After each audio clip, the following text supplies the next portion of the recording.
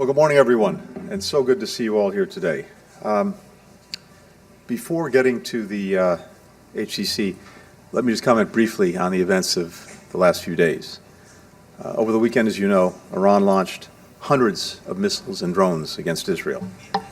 This was an attack unprecedented in its scope and in its scale. In its scope, because it represented the first direct attack by Iran on Israel, and its scale, because, as I said, there were more than 300 munitions fired, including ballistic missiles, as well as land attack cruise missiles and drones. Thanks to Israeli air defenses, as well as support from other countries, including U.S. military assets, virtually all of the incoming projectiles were destroyed and shot down. As President Biden underscored to Prime Minister Netanyahu, the U.S. is committed to Israel's defense. And I think what this weekend demonstrated is that Israel did not have to and does not have to defend itself alone when it is the victim of an aggression, the victim of an attack.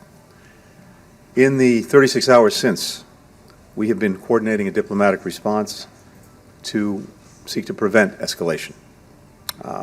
Strength and wisdom need to be the same sides, the different sides of the same coin.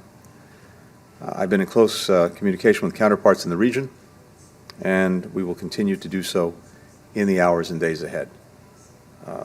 We don't seek escalation, but we'll continue to support the defense of Israel and to protect our personnel in the region.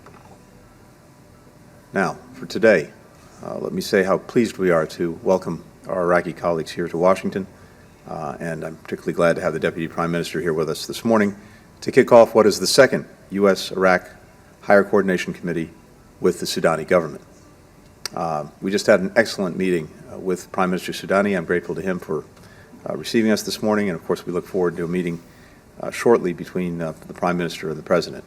But I think everything we're seeing today highlights the importance, the value we attach to the relationship between the United States and Iraq, a partnership that's genuinely 360 degrees in everything that it covers in bringing us together.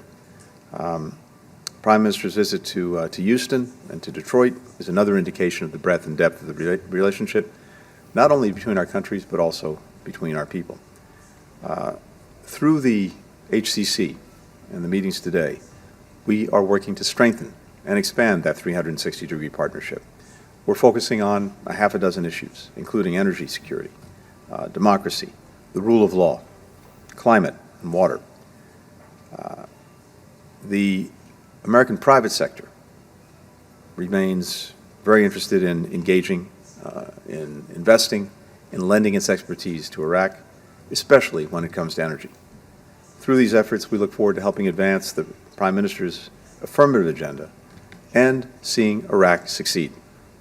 So, this HCC carries forward the vision of a long-term relationship of cooperation and friendship that was laid out in the 2008 Strategic Framework Agreement.